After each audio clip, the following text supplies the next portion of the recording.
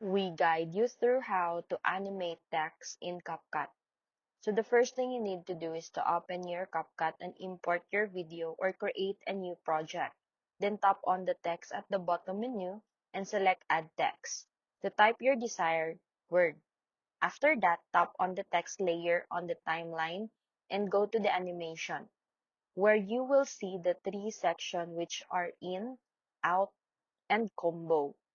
Choose in addition first to control how your text appears on the screen, like fade in, slide in, or zoom in.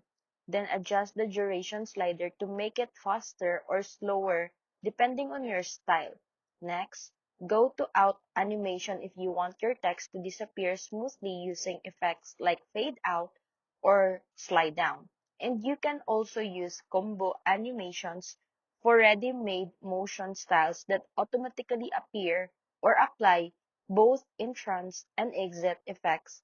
After selecting your preferred animation, make sure to preview your video by pressing play to check if the timing matches your clips. And finally, adjust font style, size, and position to make it more visually appealing before exporting your video in high quality so your animated text looks clean, engaging, and ready for your YouTube or TikTok.